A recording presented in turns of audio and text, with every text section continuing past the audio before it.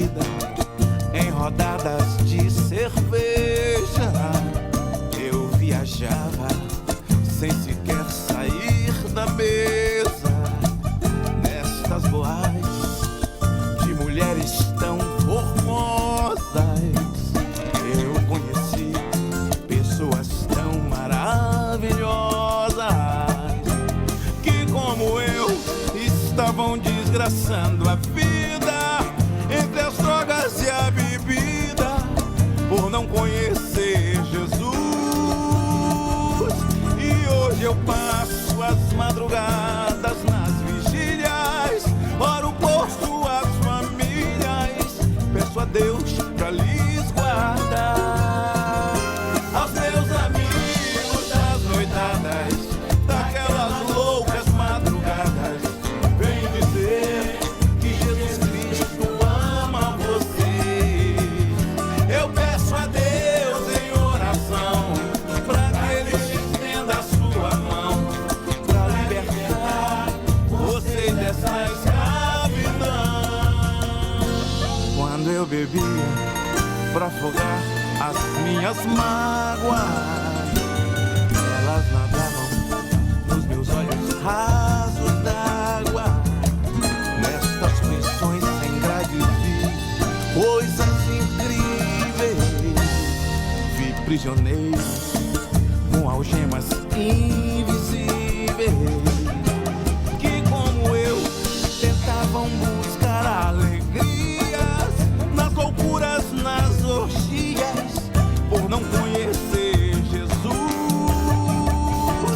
E lá no fundo daquele poço de lama, Jesus provou que me ama, pois foi lá pra me salvar. Aos meus amigos das noitadas, daquelas loucas madrugadas, venho dizer que Jesus Cristo ama você. Pode crer, nem tudo está perdido. Jesus ama vocês. Eu quero falar hoje de volta com você, programa Visão da Vida, da arma mais cortante, a mais letal que Satanás descobriu para essa última dispensação. As drogas.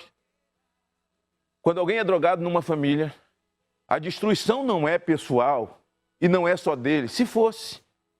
Porque muita gente vai por influência, outros vão por escolha. Aliás, o inferno não foi feito para o homem. O inferno foi feito para o diabo e seus anjos. Por que o homem vai? Porque decide ir, é livre-arbítrio. Aí ele leva a família junto. Sofre mãe, sofre pai, sofre família, desagrega. O problema do alcoolismo, por exemplo, toda a história de alcoólatra, eu tenho 42 anos que tinha drogado da rua, quando você pega ele, há uma história de perda atrás dele, né? É alguém que teve formação, é alguém que jogou fora a formação, é alguém que separou dos netos, é alguém que separou da família.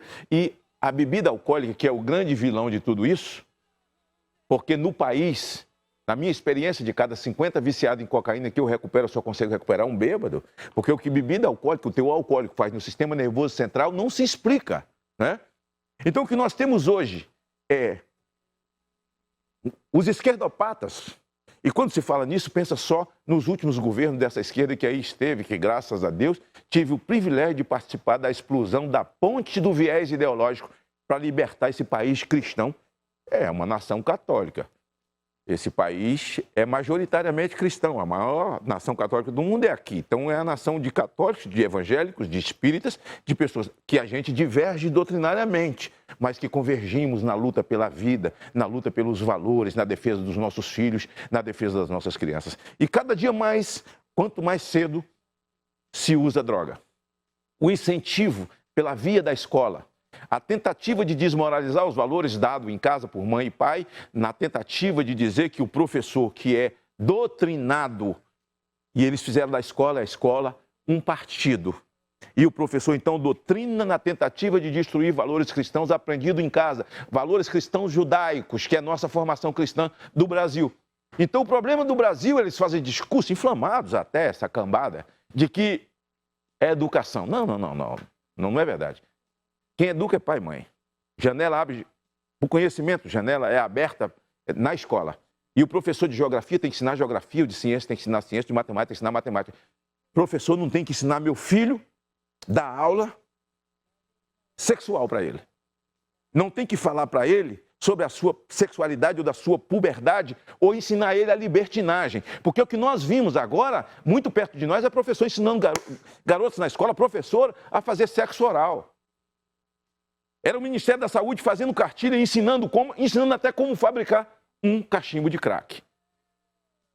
Um destempero. Eu me lembro de um prefeito aqui, de esquerda aqui, da cidade de São Paulo, gente, que ele queria reservar um espaço nas escolas, uma tentativa dele, para que os jovens pudessem usar droga tranquilamente que fosse fornecido pela escola para não ir comprar na mão do traficante. Bom, se o cara vai usar droga na escola, a escola vai fornecer para ele não ir na boca comprar na mão do traficante. Então a escola é que vai na boca? Era a escola que tinha que ir lá comprar com o traficante. Então veja os disparates que nós estamos vivendo no Brasil. A marcha da maconha, o Brasil tem um ministro chamado Barroso, que foi o advogado da marcha da maconha e virou ministro. E na legalização da maconha, ele já deu o voto dele. E o voto dele é bacana, ele escreve dizendo o seguinte: assim como o cidadão brasileiro, depois do seu trabalho, pode chegar em casa, tomar um porre e dormir de porre, porque ele tem esse direito, pode também fumar um baseado. Como que um ministro de tribunal superior, isso é apologia ao crime, fala e escreve um negócio desse? Então, que mundo é que nós estamos vivendo? Que pai e mãe precisam a cada dia mais estar ávido pelos seus filhos, porque casa de pai, escola de filho. Pai que é fumante, pai que é bêbado, não tem autoridade para dizer que o filho não pode botar um cachimbo de crack na boca. Porque a nossa vida tem que ser um livro a ser lido pelos nossos filhos. Eu me lembro do episódio do senhor Fernando Henrique Cardoso, que criou a Senad, Secretaria Nacional Antidroga, para gerir políticas públicas no Brasil. Fez um discurso na ONU dizendo que ia erradicar em 10 anos a droga no Brasil. Como assim? Não vai erradicar nunca. Mas só foi presidente 8 anos e quando saiu virou o megafone da legalização das drogas. O senhor Fernando Henrique, como tantos outros, o senhor Lula e tantos outros esquerdistas desse país, sabe, aí no seu município, você que me vê aí no seu estado, você sabe que eu estou falando a verdade, eles não conhecem a sua dor, não conhecem o seu sofrimento, sabe, eles nunca fizeram um gesto digno, humano às pessoas que sofreram a perda de um filho que hoje está no cemitério, de um filho que hoje está na cadeia, numa cela onde devia ter 40, tem 200, devia ter 8, tem 80. Não tem esse gesto porque eles não conhecem o valor de uma lágrima, que a ciência, de uma forma acertada, diz que é H2O mais cloreto de sódio. Lágrima é água e sal, e é. Mas não sabe muita coisa. Quem sabe muito é uma mãe que chora porque tem um filho drogado, não é assim? Que não dorme nas madrugadas, que vive procurando os filhos na Cracolândia, nos lugares, nos pontos, nas esquinas aí da sua cidade. Eu estou certo ou estou errado? E qual é o nosso problema? Nós vamos legalizar? Qual é o nosso problema? Vamos investir em prevenção e também fazer a repressão? É importante enfrentar o crime? Eu creio que é isso que nós temos que fazer. Porque a prevenção começa dentro de casa. A prevenção não começa na escola, nem começa na igreja. Começa em casa. Começa em casa. Porque você não pode dizer para o seu filho, faça o que eu mando, mas não faça o que eu faço. Você vive com cigarro no bico e alimenta a ideia de que seu filho amanhã não vai fazer a mesma coisa? Você vive com sua casa cheia de bebida, você alimenta a ideia de que essa curiosidade não vai aguçar no seu filho, você não deixa ele abrir a garrafa dentro de casa, mas ele vai abrir na rua. É sobre isso que eu quero falar. Hoje, tá vendo essa camisa aqui bacana? Se o drogado soubesse como o esporte vicia, ele seria um craque, né? E eu falo com a experiência de quem tem o privilégio da parte de Deus de tirar gente da rua e que passei também por essa desgraça. E hoje eu vou falar sobre isso, esse assunto que versa sobre criação, sobre crescimento, sobre valores, sobre repressão, com os meus convidados aqui. Eu tenho o meu amigo aqui, o doutor Romeu Tuma, filho do meu grande companheiro xerife Tumão, que foi meu vice-presidente na CPI da pedofilia, a maior cruzada de investigação de abuso de criança na nação brasileira. O maior avanço e colocou o país como 20º, só tinha 19 na nossa época, o Brasil entrou no circuito e virou o 20º país do mundo que tem uma legislação que criminaliza a posse, quando nós alteramos o 240 do Estatuto da Criança e do Adolescente e a chamada infiltração, onde a investigação pode ocorrer a partir da autorização judicial, de delegados, de policiais, e para fazer uma operação desses crimes que são cibernéticos, são crimes internacionais. Eu tenho o prazer de receber você aqui hoje comigo, doutor Tuma. Prazer é meu, senador, nosso grande senador, eterno senador, por todo o legado, o trabalho que sempre fez, não só nessa CPI, que o papai teve a honra de ser seu vice-presidente, mas também na CPI do narcotráfico, em tantas outras cruzadas que o senhor teve aí. A do narcotráfico, o Robson, seu irmão, teve comigo. Meu irmão teve contigo. E seu pai comandou a CPI que eu tive com ele, aí o comando era dele, foi na CPI do roubo de carga. É verdade. Grandes lutas, digo o que você sempre fala, né? A gente que é sobrevivente. Sobrevivente. A gente que chegou em algum lugar depois de lutar muito, né? Enfrentar grandes guerras aí. É uma honra estar aqui com você e com esses convidados ilustres aí. Obrigado pelo convite. A casa aqui, eu não sou Sônia Abraão, mas a casa é sua. O Mi é gerente da casa aqui, o Mi é amigo velho, compositor, me ajuda muito aí, cantor e é um pregador, é um resgatador. Mi, mais uma vez, prazer ter você aqui. Obrigado, Magno, obrigado por permitir nós estarmos aqui falando. A gente sempre está por aqui, mas falando um pouco da nossa história, da nossa luta, assim como você, né? A gente está dando prosseguimento àquilo que você ainda faz, que é resgatar aqueles que querem sair desse mundo das drogas. Obrigado. Prazer ter aqui a Limonge conosco, essa modelo, senador. né? Obrigada, é um prazer. Patrícia Limonge. É. Nós vamos estar falando de vida aqui, né? Porque você fazer enfrentamento às drogas, você está falando de vida. Eu vou deixar alguma pergunta aqui, vocês podem interagir aí, que eu vou ficar um pouquinho de fora aqui. As drogas, vale para todo mundo, as drogas. É importante fazer prevenção e repressão ou é importante legalizar como essas pessoas querem e os malefícios de tudo isso? E tem solução para isso, gente? Quem quiser se arrisca primeiro. É o que você falou na abertura. O seu depoimento foi, é muito importante. Primeiro precisamos resgatar algumas coisas que as pessoas têm deixado de lado. São os valores familiares. Eu acho que é o grande freio da questão da violência hoje em dia. Antigamente a gente pedia bênção para o pai, para a mãe para dormir. É verdade. Ninguém sentava na mesa para comer se não tivesse o pai e a mãe. Fazia oração, né? A gente se preocupava na escola em o professor dar conhecimento, educação era em casa.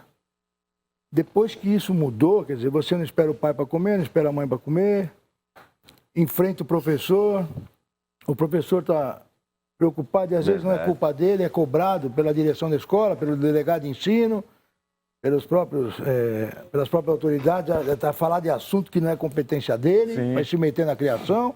Às vezes os próprios pais têm um pouco de responsabilidade, porque acham que a escola tem que educar o seu filho, não é papel da escola. Eu cansei de ouvir isso. Mulher, bota teu filho na escola, esse menino seu é muito traquino, muito perigoso. Bota na escola, como se a professora tivesse a obrigação de educar o filho do outro. Isso. É só de ensinar. Educação é um problema seu. Então aí a coisa desenfreou, porque aí o camarada que não respeita o professor como a gente respeita. O professor entrava na casa, a gente ficava de pé, cantava o hino nacional, era uma coisa exatamente, né? Aniversário de professor, de professora, é bacana. O cara que não espera o pai para jantar, não espera a mãe, hoje em dia a gente também sabe que mudou um pouco. Todo mundo tem que trabalhar, não dá tempo, mas assim, mas não dá benção para dormir, não se preocupa como é que o pai tá, o pai também não se preocupa com o filho, então assim. O cara que não respeita a família, ele obviamente não vai respeitar o vizinho, não vai respeitar o cara que está dirigindo o carro do lado, não vai respeitar ninguém. Então assim, nós precisamos resgatar esses valores para começar a pensar em uma segurança pública de qualidade e efetiva para as pessoas de bem. A questão da droga, ela tem alguns aspectos. Antigamente, você pensava, pegava essa rapaziada que se envolvia num pagode, numa música e tal, os caras vinham para sua autoafirmação, pegavam uma maconha, era uma autoafirmação, se perdia e tal. Então, assim, era uma coisa que tinha alguma chance de você controlar. Hoje em dia, a coisa virou uma indústria empresarial financeira, que é a terceira, talvez a segunda economia do mundo. Sim. Que é o crime organizado. Então, assim, é negócio. Não é tratar como crime, é negócio. E as autoridades não estão tendo competência para tratar da questão como um grande negócio. Como você ataca, como você destrói uma empresa. Se você manda um gerente de uma empresa embora, tem uma fila na porta procurando esse emprego. Então você prende o indivíduo, tem 10 para substituir ele. A empresa criminosa arruma 10 substitutos no dia seguinte. Até porque a sociedade estabeleceu um parâmetro para dizer quem é criança e quem não é. Exatamente. No crime não tem esse parâmetro. Não Tem tem esse sangue parâmetro. no olho. Atirou Pelo no contrário. policial. Queimou o jornalista no pneu. Tem 14 anos de idade. Ele é o gerente. É isso aí. Ele manda, porque ele atira. Entendeu? O que importa é a produtividade. E na é a verdade, representatividade. doutor, dá licença, na verdade, cada vez menos as crianças estão sendo aliciadas pelo crime e nessa indústria da droga. É uma empresa. Né? Essa empresa. E outra, a TV, a mídia, isso é mostrado. Antes você não via, pelo menos na minha época, você colocava lá no noticiário policial, você não via. Aquilo ficava no crianças. bairro, era autofilmação, o cara queria E ser na bacana, nossa se geração mostrar era mais ou menos diferente. identificável, né? Era identificável. Assim, o cara que estava usando óculos escuro de noite era Isso daí. maconheiro. Se Então já escondia. sabia quem era ele. Aquele é E maconheiro. o usuário naquela época tinha vergonha de ser identificado. Com certeza. O cara escondia do pai, da mãe, dos amigos, É. só se ligava com quem era o usuário. É. Isso daí. Os outros ele tinha vergonha, se o olho ficava meio vidrado, ele metia um óculos. É, exatamente. Hoje é status. Eles deviam com o Moura Isso daí. Brasil Hoje no quem se bolso. esconde é quem Isso não daí. usa. Isso daí. Então essa indústria, você prende o indivíduo, ele substitui no dia seguinte. Como é que você tem que agir? Como é que você quebra uma empresa? Corta o fluxo financeiro. Ataca os bens, corta o dinheiro. Aí você quebra a empresa. Porque Com os certeza. camaradas, e quando eu falo camaradas, eu falo das nossas autoridades, não sabem como combater isso. Você atuou, você sabe. Eu me lembro na CPI do Não narcotráfico, adianta. eu estava com seu pai aqui em Campinas e quando eu prendi aquele delegado e desapareceu com 240 quilos de cocaína que estava no IML, como é que é o nome dele? Era delegado regional, saiu preso da CPI. Eu lembro disso. E Não depois pode o nome dele, mas eu lembro do fato. pegou o dinheiro de Maria do Pó e devolveu o pó para ela. Né? Porque depois a gente ouviu Maria aqui, né? Eu, Moroni, seu irmão, aqui na Assembleia Legislativa. Maria do Pó estava engessada, tinha tomado um tiro na perna e tal. E ela pagou para receber a droga dela de volta e o delegado entregou, né? E aí, eu me lembro daquele episódio dele lá sentado e eu botei uns 15 vagabundos em volta dele e se acareando com ele. É o que você está falando. Olha que ponto nós chegamos, né? Olha que Assim, ponto hoje- nós chegamos. Você tem. As autoridades não, parece que não conhecem que assim. Como é que você combate? Você tem que ter prevenção, repressão e tratamento. Quem trata hoje é você. Devia ser o Estado. No Estado não tem um pilar basilar de uma legislação que é o tratamento. Porque assim, você não conseguiu prevenir, a repressão falhou, você tem que tratar esse cara. Sim. Você tem que dar uma porta de saída. Tem que dar Você oportunidade tem que a dar. ele. O helicóptero de Deus chegou, tem que pôr em algum lugar. É isso daí. Você tem que dar oportunidade a ele. É evidente. Senão não adianta, porque você está disputando o cara com o tráfico. E não é O colocá-lo menino, em quatro as paredes. pessoas precisam entender, não é- porque não é- assim, infelizmente, Sim. as pessoas que estão na área de segurança pública, as pessoas que cuidam desses projetos, não entendem, não viveram outro lado. Não amassaram o balcão que a gente Não teve do amassou, outro não lado do conhece o outro balcão. lado do balcão. Então, assim, por que o traficante vai para a favela? Não é porque ele quer morar em barraco. Ele tem dinheiro para morar bem. É porque lá dificilmente ele é encontrado, ele tem como se esconder, e ele cria uma proteção social. Ele Lá ele é um substitui o Estado. benfeitor. Lá ele é o substitui o Estado. É.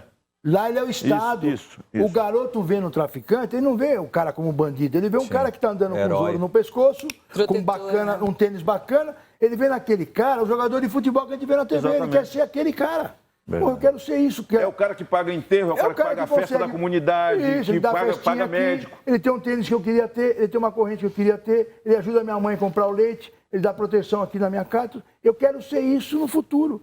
Ele não quer ser bandido, ele quer ser aquele sujeito que lá dentro é o cara de bem. Porque foi a pessoa que deu a Pô, base o Estado que ele não precisava, consegue né? enxergar Naquele isso. momento, pelo menos, a É, base o que visual ele é tem. ele. Você pega o Rio de Exatamente. Janeiro, Ele substitui o Estado. você pega o Rio de foi Janeiro, instruído pra enche aquilo, né? de UPP na favela e o Estado não entra junto para tirar e dar oportunidade para o jovem. O que vai acontecer? Vai promiscuidade. Mas quem fez aquelas UPP, hein? Aquele rapaz da direita? Sérgio Cabral, 300 anos para cumprir. Então, assim, não vai funcionar. Aí vem os caras Mas que aí foram nós- na ONU fazer discurso. Nosso ex-presidente vai na ONU falar que vai Fernando Henrique radicar. Cardoso. E hoje estão Será que ele vê nosso programa? Não, né? pregando para liberar a maconha. E assim, não vamos nem estar no mérito. Eles e Jorge Soros, né? Até o meu substituto, quando eu saí da secretaria, que fizeram comigo lá, Aham. o doutor Pedro Mamovai também é um defensor. Com Aí eu faço uma certeza. pergunta. assim, para o nosso telespectador, aqueles que te assistem, e não são poucas pessoas, pode ter certeza disso, não vão nem discutir o mérito, porque o mérito, assim, é indiscutível. É um esdrúxulo que não dá para discutir. A pergunta racional. Como é que você pode liberar o consumo de maconha, de qualquer droga, e querer proibir a venda? Eu queria que esses intelectuais que defendem essa tese me respondessem. Eu posso fumar maconha, mas ele não pode me vender? Como é que explica isso? Então, se você pode vender roupa, você pode usar a roupa, mas ele não pode vender a roupa. Como é que faz isso? Explica tecnicamente. Se conseguirem me explicar, eu vou ser um cara que vou apoiar. Não, eu também. Eu Quer também. dizer, é tão esdrúxulo que não tem argumento. Sim. Então, assim, é o câncer da nossa sociedade, da violência é isso. Aí você fala, ó, seguinte, ó, acaba com tudo que é fábrica de calça jeans, fecha tudo, acaba, não fabrica mais. Vai acabar na sociedade. Eu tô até vestindo jeans aqui da G2K jeans, viu? Nós estamos todo mundo de jeans, né? Não, é só para... eu só quis fazer um gancho também para poder... Você pode usar, mas o cara não pode justificar meu fabricar. patrocínio. É um exemplo, até para materializar isso. A gente pode usar o jeans, mas o camarada que Não fabrica é criminoso. Como é que é isso? Ô Magno. É esdrúxulo isso, é esdrúxulo. Se a gente fosse entrar num outro viés de debate, e nós vamos voltar aqui para isso, para falar da criança, aí a gente vai falar de pedofilia e falar de alienação parental. Que é outra, é outra indústria. desgraça. É outra indústria. Indústria de sentença, indústria de laudo, sabe? Onde de cada 1000 crianças abusadas pelo pai ou pelo padrasto ou alguém da família, é absolutamente verdade. Aí eles querem provar por uma exceção, sabe? Tem casos que é exceção. Teve um caso de exceção na mão do seu pai, comigo. Uma médica lá da Bahia, que era um caso de exceção, verdade, mas a lei é feita da regra para exceção, não é da exceção para a regra. A gente discute isso. Veja, como é que a esquerda fez a mão de obra do tráfico, não foi? A esquerda fez a mão de obra do tráfico. Quando inventou essa história, é o seguinte, se você dá um emprego para um menino, ele estupra, sequestra e mata com 14 anos. Mas se você der um emprego a ele, você é criminoso, porque é trabalho escravo.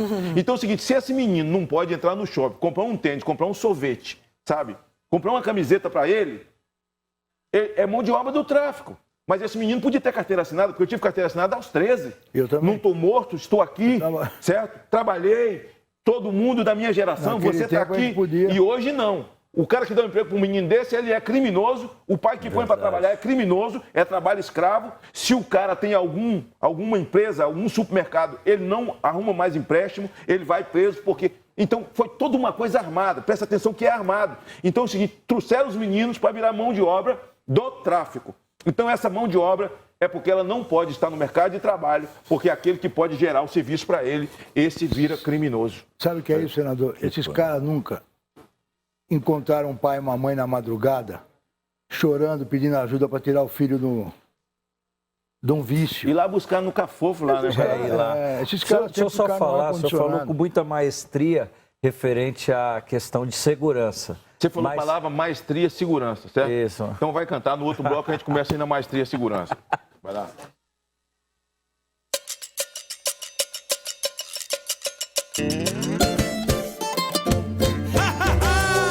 Eu tô feliz da vida e hoje eu já não canto mais sozinho. O afago de tuas mãos me faz emudecer. No teu sangue o meu perdão fez eu me converter. Me garante o paraíso, me renova o sorriso, dando em dobro tudo que preciso. No afago de tuas mãos me faz emudecer. No teu sangue o meu perdão fez eu me converter. Me garante o paraíso, me renova o sorriso, dando em dobro tudo que eu preciso. Sua paz me remete a visões no deserto de areia. Em meio a aflições vou te glorificar. São suas promessas de felicidade contidas na Bíblia, bem da verdade. Só Jesus pra me livrar e guardar. E quando eu oro, um fogo do céu me incendeia. Nem sinto saudade da vida deixada pra trás, mas lembro da dor que nosso Jesus, o Rei dos Reis, sofreu lá na cruz, só pra nos salvar.